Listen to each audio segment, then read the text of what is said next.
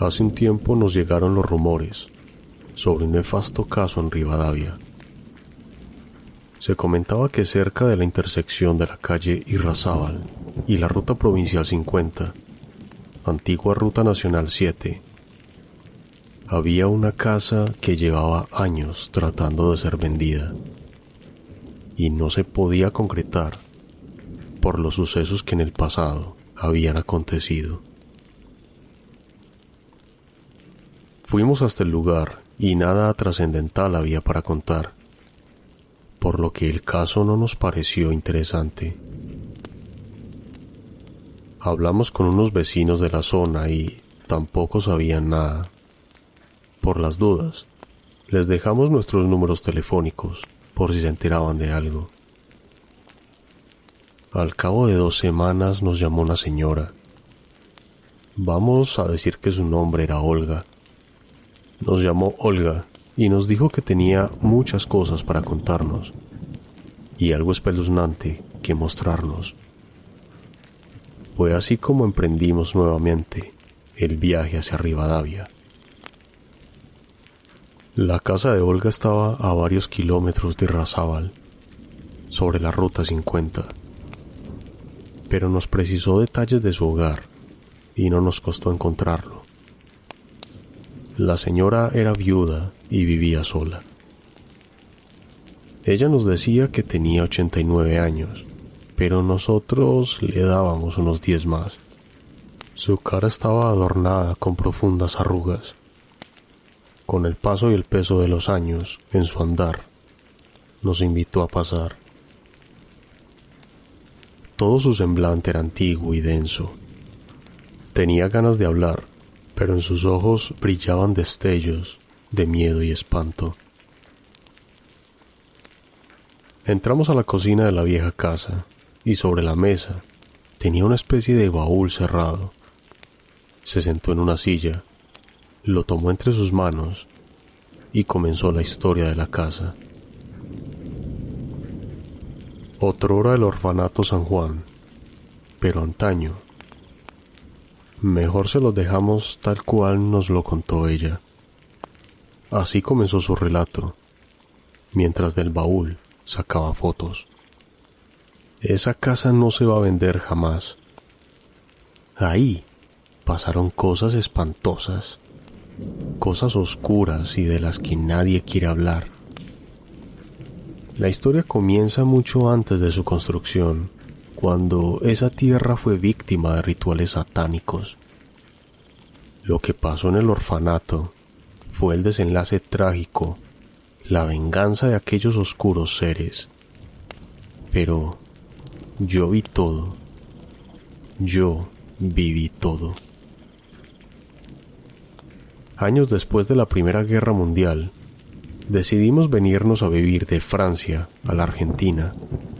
Europa estaba muy convulsionada y mi padre temía que pasara lo que varios años después pasó, la Segunda Guerra, la peor de todas.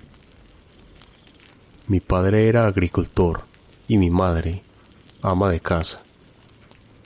Así que vendieron todo lo que tenían y se vinieron a vivir a Mendoza. Lo único que no se vendió fue la cámara de fotos de mi madre, ya que era un objeto muy moderno en Montpellier, y suponíamos que en Argentina no iba a existir. Desde muy chica heredé la pasión de mi madre, por lo que aprendí a tomar fotos y me hice aficionada. A mis 15 años me contrataron del Club Social del pueblo para que retratara las fotografías de una fiesta donde iban a estar varios políticos importantes. Ya ni me acuerdo quiénes eran. La jornada se extendió hasta la tarde, por lo que tuve que volver caminando hasta mi casa de noche por la ruta. A la altura de la que hoy es la calle Irrazábal, sentí unos ruidos extraños. Me escondí entre las sombras de los árboles por el miedo a que alguien me vea, más por mi cámara que por mí. Un grupo de personas se adentró por la calle de tierra. No los pude ver bien, pero continué escondida. Al cabo de unos minutos, los ruidos no venían hacia mí, sino que los traía el viento. Eran murmullos, como que estaban rezando. Eso me tranquilizó un poco. Salí de mi escondite y fui con cautela hacia el lugar de donde provenían los ruidos. A unos 30 o 40 metros de la ruta, a lo lejos, alcancé a ver a unas personas. El negro de la noche y las sombras se fundían con sus vestimentas. Entonces escuché un ruido desgarrador, parecido a cuando mi padre mataba un cordero para comer. Fue un llanto y luego un grito y un golpe en seco.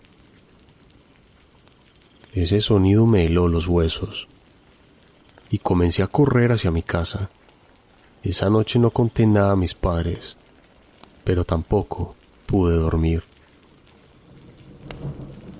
A la mañana siguiente volví hacia el lugar. Observé que nadie estuviese por los alrededores y me adentré por la calle Razábal. En ese momento había una finca abandonada. Los yuyos habían crecido por doquier.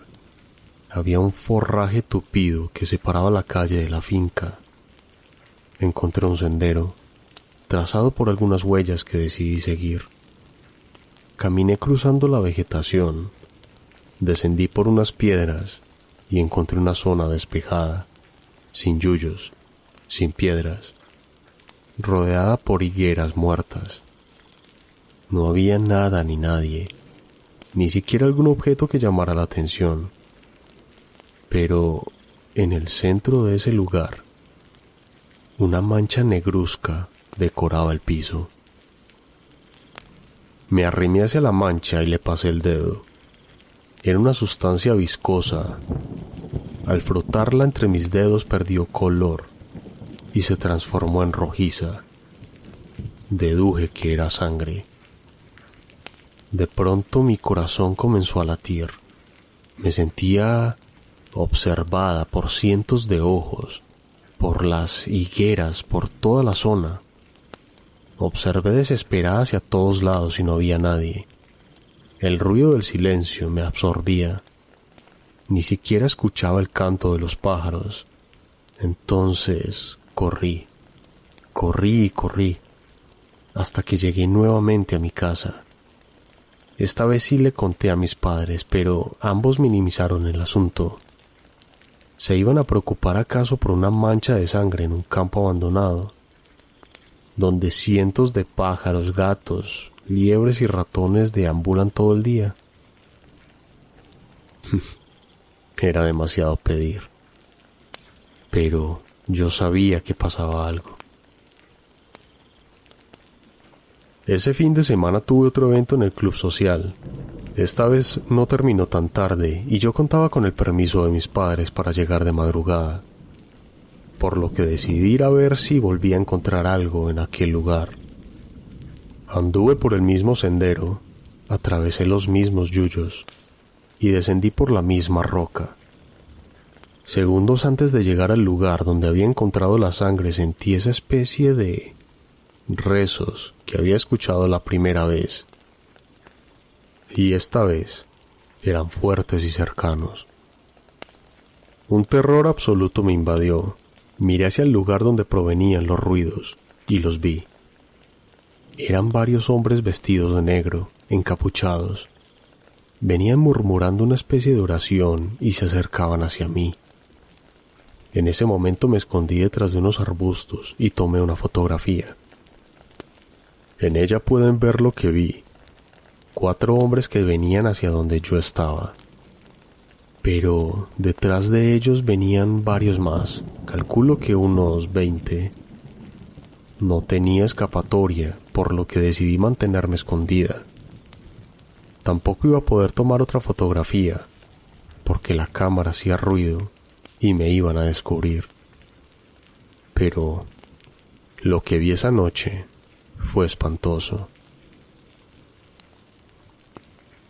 Entre oraciones y movimientos extraños, uno de los hombres sacó de una manta algo.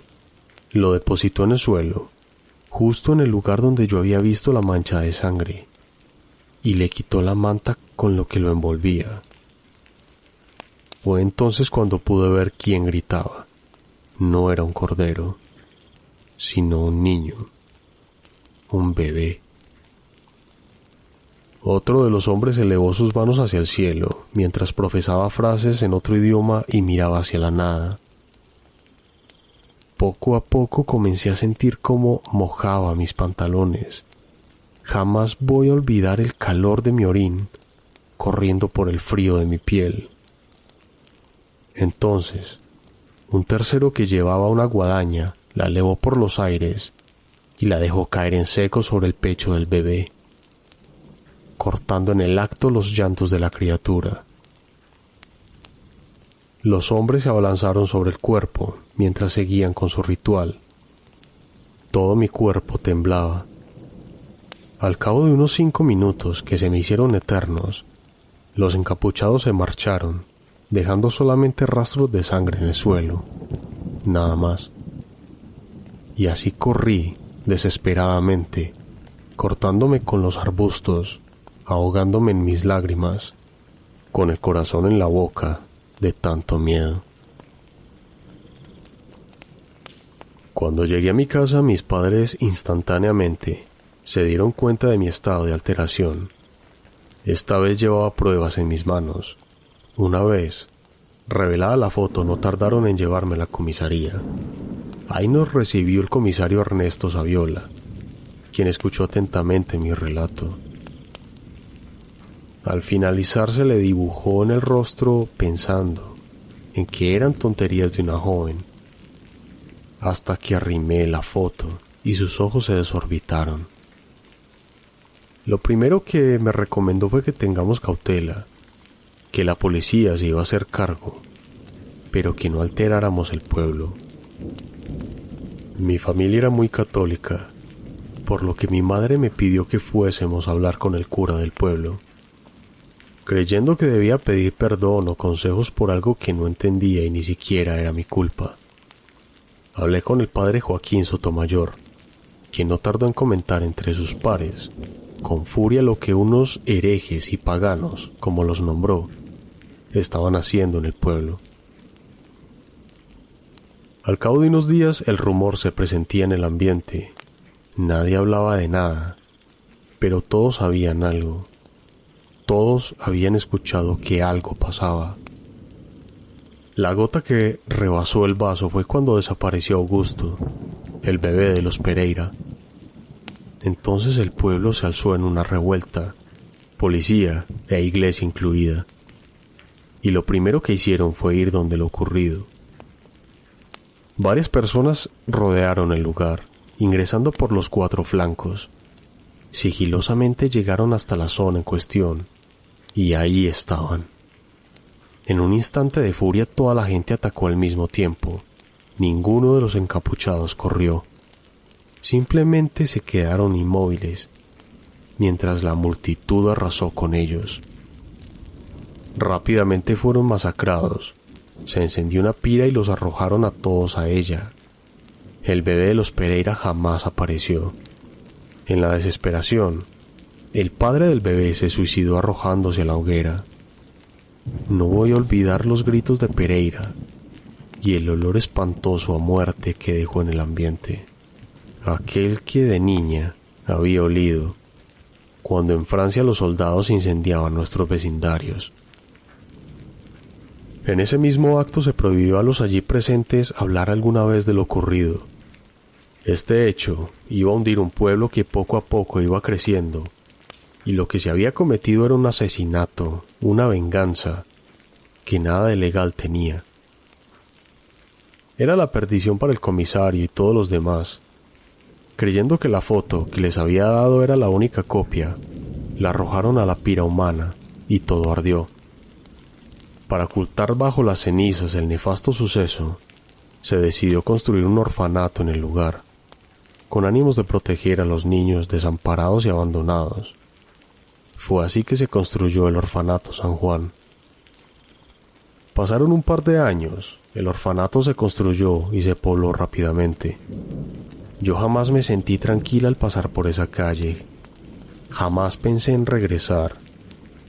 Violentos tiritones me atacaban cada vez que debía atravesar esa zona, hasta que un día, Margarita Núñez, la encargada, me llamó para que tomara algunas fotografías del aniversario del orfanato. Aquella tarde tomé varias fotografías, pero hay dos que lo resume todo. En una pueden ver a Margarita y a Estela, su hija, con dos de los chicos del orfanato. Lo que hay sobre la mesa no tiene explicación. Nuevamente los malos presagios me atacaron, pero esta vez no había policía a la que acudir. ¿Qué ley estaba infringiendo? Ninguna. La otra la tomé en el jardín de la casa. Eran dos niños que reían y estaban impactados frente a mi cámara. Las risas no le permitían estar quietos para la foto, pero una vez que la tomé, fue esto lo que apareció. La niña del medio no estaba en la foto, y lógicamente estos no eran sus risueños rostros. El pasado oscuro se posaba sobre aquel lugar. Decidí nuevamente acudir a la iglesia con las fotos para hablar con el padre Joaquín. Pasaron solo 2 días, y ya estaba en Rivadavia un cura de la ciudad que decía ser un idóneo exorcista, experimentado en bendecir lugares y espantar malos augurios. En cuanto el cura Miguel Lugones pisó el lugar, se detuvo instantáneamente. Se dio media vuelta, nos miró y con cara de pánico dijo: «En este lugar no podemos hacer nada». Sin más explicaciones volvió hacia la ciudad.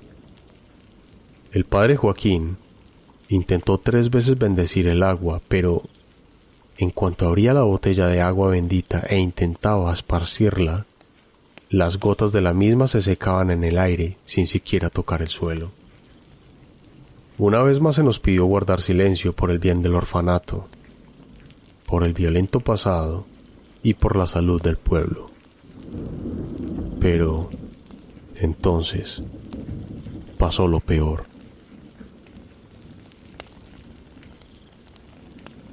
Aquel día amaneció lloviendo. Nubes grises se apiñaban en el cielo, amenazando con granizo.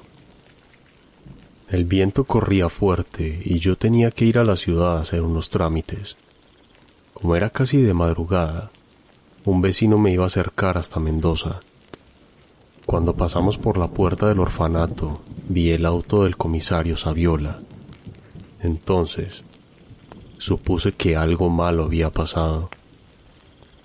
Le pedí a mi vecino que me dejase, preparé mi cámara, como de costumbre, e ingresé al orfanato sin golpear, pero preguntando por Margarita, luego por Estela, y por último, por el comisario. Nadie me contestó. Entonces me adentré en la casa, y al llegar a las habitaciones, vi el horror. Los cadáveres desparramados de los niños estaban por los pisos, sin mutilaciones, pero con sus huesos quebrados. Uno había sido ahorcado con su propia bufandita. A todos les habían retorcido el cuello y golpeado la espalda, como si los hubiesen estampado contra las paredes, como si lo hubiesen estrellado contra los pisos. Era una imagen espantosa, negra, demoníaca. En la otra habitación estaba Margarita, con sus brazos y sus piernas quebradas. Sus ojos estaban aún abiertos y transmitían el horror que había sufrido previo a perecer. Estela estaba muerta en la cama. Una fuerza brutal había torcido su cuello dejándole la cabeza girada, casi en 180 grados. También había niños esparcidos por los pisos, todos muertos, de la misma manera, con la misma brutalidad. En el instante que tomé las fotos, aparecieron el comisario Saviola con el padre Joaquín. Saviola había pasado por la zona hacia la comisaría y vio las puertas abiertas. Entró y al ver lo sucedido, en un ataque de pánico, Había corrido hacia la iglesia a buscar al padre Joaquín, olvidando su auto. La desesperación se veía en sus rostros. Los tres estábamos aterrados y atónitos. La tormenta comenzó a rugir. Fue entonces cuando escuchamos ruidos, murmullos, gritos, sollozos, niños llorando y grandes rezando. Saviola gritó que venía del suelo. Esperanzados, los tres comenzamos a arrancar las tablas del piso, esperando hallar alguna persona que haya escapado de la masacre, creyendo que existía un escondite secreto conocido por los niños. Entonces, descubrimos lo más macabro de toda esta historia. Bajo el suelo había una especie de sótano. Al ingresar, un hedor fétido y nauseabundo nos mareó. La humedad de aquel lugar era espantosa. Encendimos la luz y pudimos ver el horroroso espectáculo. En el sótano del orfanato San Juan estaban los restos de todos los encapuchados que aquella noche se habían quemado hasta hacerse polvo en la pira. Como un mausoleo del diablo, como una burla, como una espantosa imagen de terror. Todos, ahí, eternos, oscuros, quemados, sigilosos, continuando con su ritual de muerte. Los tres hicimos un pacto. Los cadáveres de los niños, de Estela y Margarita, fueron sepultados en el cementerio, pero aquel sótano se cubrió de cemento y tierra, para que nadie jamás profanase aquel horroroso lugar. Hace años murió Saviola. La semana pasada murió el padre Joaquín. Ahora solo quedo yo. Pensaba llevarme el secreto a la tumba, como habíamos pactado, pero desde aquella vez no puedo conciliar el sueño. Las sombras me persiguen. He vivido una vida de miseria y oscuridad. No quiero esto para la eternidad, así que decidí contárselos a ustedes y mostrárselos en fotos. No son los primeros en verlas, pero sí en conocer la verdadera historia. Hagan lo que crean conveniente, pero dejen descansar a los muertos en paz. Fue así como retornamos a la ciudad, con las fotos y el miedo haciéndonos temblar. Al pasar por la puerta de lo que queda del orfanato, ninguno se animó a mirar con detenimiento, pero un halo de oscuridad envuelve toda esa zona.